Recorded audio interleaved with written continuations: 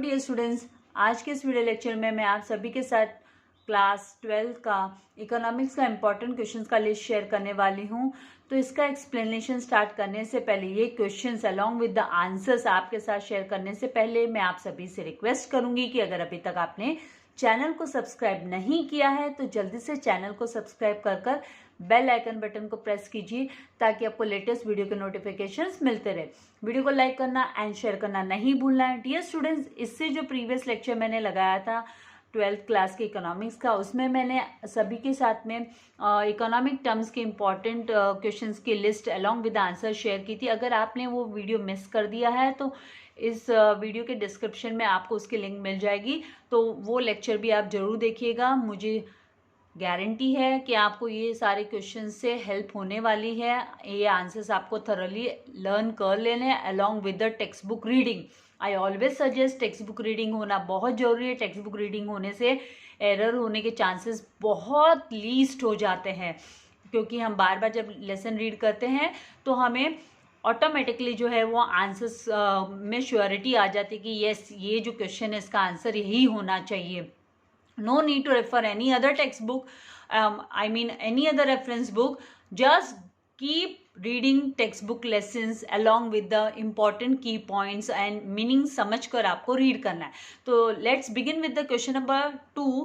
Find the odd word. आपको odd word find out करना है। अभी यहाँ पर आपको एग्जाम में क्वेश्चन किस तरीके से पूछे जाते हैं उससे तो आप फेमिलियर हो गए होंगे। इवन बोर्ड एग्जाम में भी आप लोगों को मेन हेडिंग दी जाती है कि ये किसके बारे में बात हो रही है।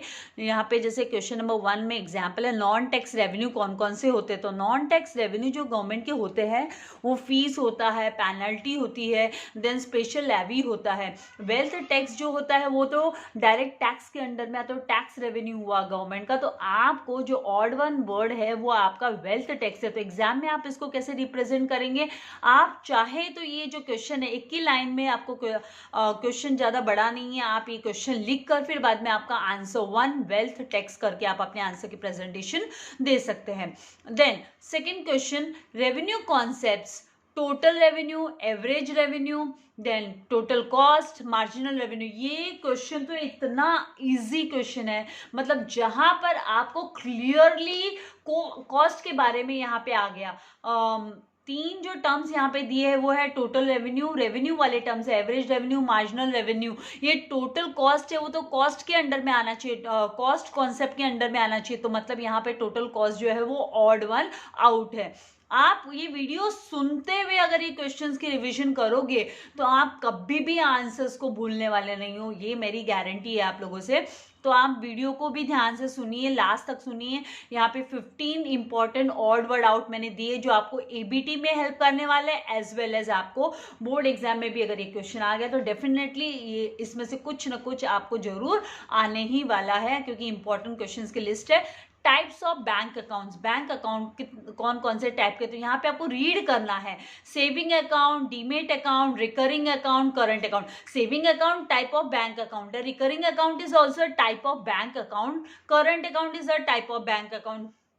लेकिन यहाँ पे ये जो डीमेट अकाउंट है वो तो शेयर्स के ट्रेडिंग एंड के लिए, शेयर्स परचेस करने के लिए, उसके लिए हम यूज करते हैं। डीमेटेरियलाइज फॉर्म में शेयर्स एंड बॉन्ड्स रखे जाते हैं, डिबेंचर्स रखे जाते हैं। तो demat account is not a bank account.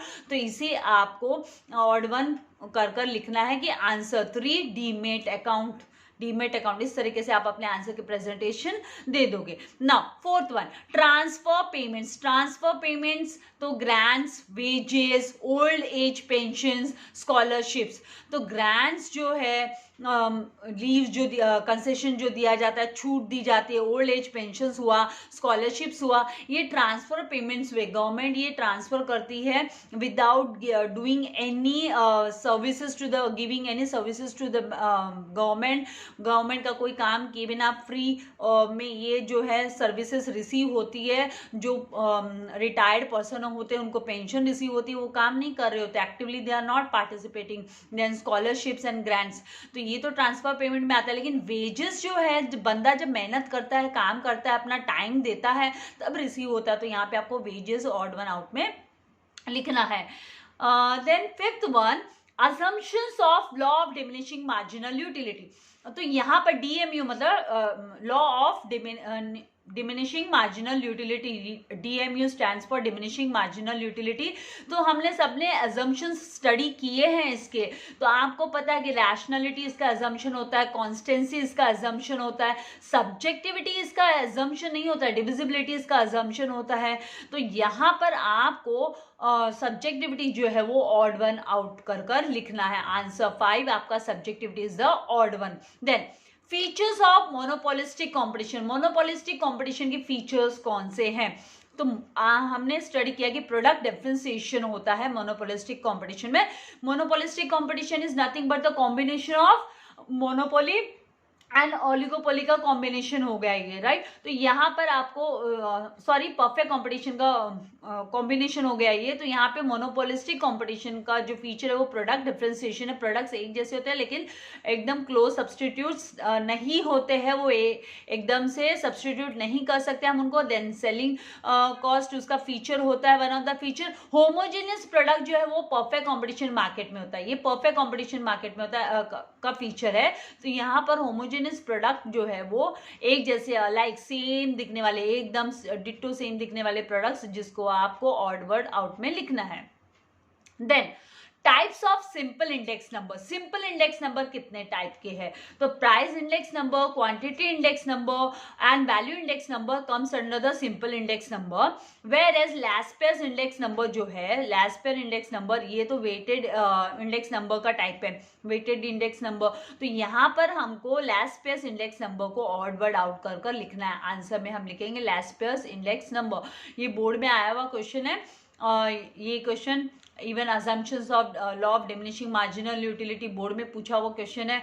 Then functions of commercial banks, commercial banks की क्या क्या फंक्शंस है, क्या काम करता है, ये भी बोर्ड में आया हुआ क्वेश्चन है। Functions of commercial banks is what? Acceptance of deposits. Then bankers bank, bankers bank तो सेंट्रल बैंक होता है, हमने सबने स्टडी किया। रिजर्व बैंक ऑफ इंडिया हमारी कंट्री का जो है बैंकर्स बैंक है, सेंट्रल बैंक है।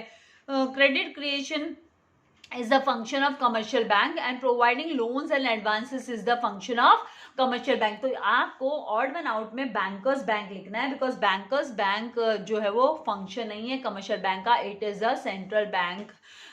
Bankers bank is the central bank. Now non tax revenue जो है वो उसकी लिस्ट है, फीस हो गया, पेनल्टी हो गया, वेल्थ टैक्स हो गया, स्पेशल लेवी हो गया। तो ये नॉन टैक्स रेवेन्यू के अंडर में आता है। वेल्थ टैक्स जो है वो डायरेक्ट टैक्सेस है, तो आपको यहाँ पर डायरेक्ट टैक्स कर कर लिखना है वेल्थ टैक्स को, मतलब आपको ऑड वन आउट में लिखना है। आई गेस ये क्वेश्चन जो है वो रिपीट हो गया। यस ये क्वेश्चन हम रिपीट कर चुके। Now next is what? Quantitative tools of credit control. Credit control के क्वांटिटेटिव टूल्स कौन से हैं? मतलब यहाँ पर क्रेडिट कंट्रोल को इवैल्यूएट करने के लिए कौन से टूल्स हम अप्लाई करते हैं? तो बैंक रेट चेक किया जाता है। देन ओपन मार्केट ऑपरेशंस को हम चेक करते हैं। फॉरेन एक्सचेंज जो है, फॉरेन एक्सचेंज रेट ये इसके अंडर में नहीं आता है, ये फेमा का काम है। तो यहाँ पर फॉरेन एक्सचेंज रेट जो होगा वो ऑड वन आउट होगा। Variable reserve ratio is also quantitative tool to control the credit in the banking system में। देन फॉरेन एक्सचेंज रेट को आपको ऑड वन आउट में लिखना है। सब टेक्सचुअल क्वेश्चन है, बाहर से कुछ नहीं आता है एग्जाम में। एग्जाम में जो भी आता है वो टेक्स्ट बुक से ही आता है।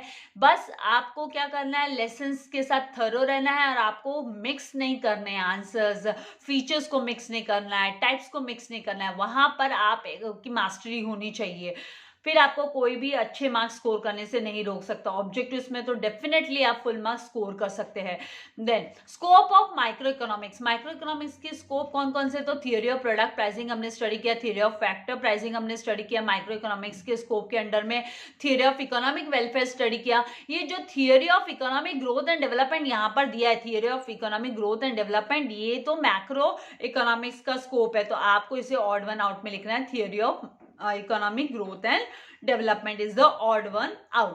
Then 12th one, criticisms of law, law के क्रिटिसिजम्स क्या है, क्रिटिसाइज हम करते, क्रिटिसिजम्स भी होते हैं, एप्रिसिएशंस भी होते हैं। तो यहाँ पे लॉ के क्रिटिसिजम्स है कि अनरियलिस्टिक अजम्पशंस, हम जो अज्यूम करते हैं वो अनरियलिस्टिक अजम्पशन हुआ हमारा। इनडिविजिबल गुड्स, क्या हर एक गुड्स तो ना डिवाइड कर सकते हैं हम। अगर कोई बोले मुझे रेफ्रिजरेटर परचेस करना है, तो क्या रेफ्रिजरेटर को डिवाइड कर करके परचेस करेगा, क्या टुकड़े करके परचेस करेगा? नहीं। तो इनडिविजिबल गुड्स जो है वो क्रिटिसिज्म हुआ, मतलब ये कुछ इकोनॉमिक्स ने क्रिटिसाइज किया इस लॉ को। Then law of diminishing marginal utility को। Then speculation and cardinal measurement, speculation इसके अंडर में नहीं आता है, ये इसका क्रिटिसिजम्स के अंडर में नहीं आएगा। क्रिटिसिज्म में cardinal measurement, indivisible goods and unrealistic assumptions आता है। स्पेकुलेशन आपको ऑड वन आउट में लिखना है, ये आपका ऑड वर्ड आउट हुआ। तो जब भी आप मतलब कोई भी क्वेश्चन रीड करते हो तो क्वेश्चन को केयरफुली रीड करो, गिव लिटिल टाइम, सोचने के लिए थोड़ा सा वक्त दो कि क्या बोला है, वो दिमाग में लाने के लिए समय दो। यहाँ पर जैसे कि जब आपने पढ़ा कि क्रिटिसिजम्स ऑफ लॉ, तो unrealistic assumption, indivisible goods, speculation क्यों नहीं क्रिटिसिजम्स में आता है? क्योंकि ये तो exceptions to the law of demand है। लॉ ऑफ डिमांड का एक्सेप्शन है कि प्राइसेस राइज होने के चांसेस होते हैं, तो बंदा हाई रेट में भी परचेस कर लेता है। तो ये जो स्पेकुलेशन है वो criticism of the law, law के क्रिटिसिज्म में नहीं आता है। कौन से लॉ का? Law of diminishing marginal utility के।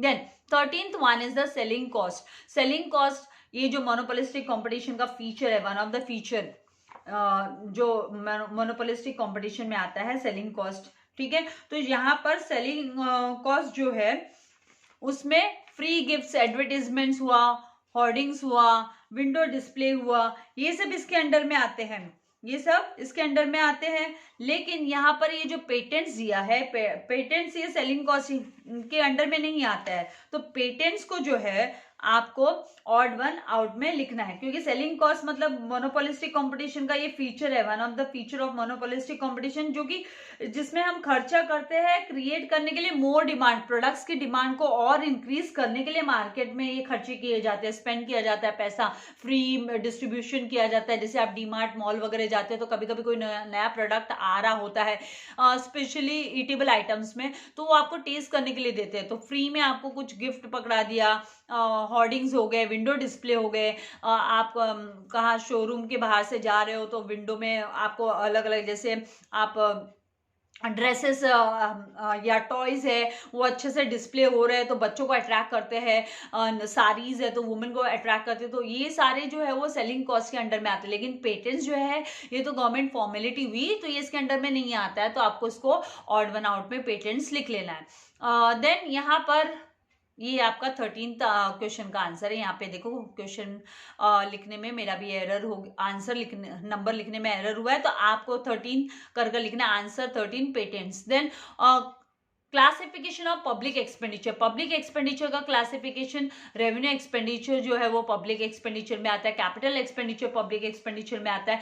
कंजम्पशन एक्सपेंडिचर कैसे आएगा? कंजम्पशन तो कंज्यूमर्स करते हैं, तो ये पब्लिक एक्सपेंडिचर में नहीं आएगा। डेवलपमेंट एक्सपेंडिचर आपका जो चैप्टर नंबर 8 है उसमें ये क्वेश्चन दिया, उसमें ये जो टाइप्स है, क्लासिफिकेशन है पब्लिक एक्सपेंडिचर के, वो दिए हुए हैं, तो वहां से इसीलिए बोलते हैं जब लेसन रीड करेंगे तो ये बराबर से आपके माइंड में रहेगा कि क्या आता है और क्या नहीं आता है, सारे आंखों के सामने ऑटोमेटिकली आते जाते हैं। तो development expenditure and non development expenditure, 4 type के क्लासिफिकेशन है पब्लिक एक्सपेंडिचर के। तो यहाँ पर रेवेन्यू एक्सपेंडिचर, ये भी बोर्ड में पूछा हुआ क्वेश्चन है, capital expenditure and development expenditure होता है, कंजम्पशन एक्सपेंडिचर नहीं होता है, तो यहाँ पर आपको ऑड वन आउट में कंजम्पशन एक्सपेंडिचर लिख देना है। Then market structure on the basis of competition, competition के बेसिस पे मार्केट स्ट्रक्चर कैसा है? तो on the basis of competition, perfect competition market होता है, मोनोपोली मार्केट होता है, ओलिगोपोली होता है, और ये जो वेरी शॉर्ट पीरियड मार्केट दिया हुआ है, वेरी शॉर्ट पीरियड मार्केट, ये तो टाइम बेसिस पे हुआ ना, ये कंपटीशन बेसिस पे नहीं हुआ है। तो यहाँ पर इसको आपको ऑड वन आउट कर जो है लिखना है, वेरी शॉर्ट पीरियड वाले मार्केट को ऑड वन आउट करके लिखना होगा, because it is on the basis of time. Time के हिसाब से हमने वेरी शॉर्ट पीरियड वाला market, long term period, long period and very long period वाले मार्केट हमने स्टडी किए थे।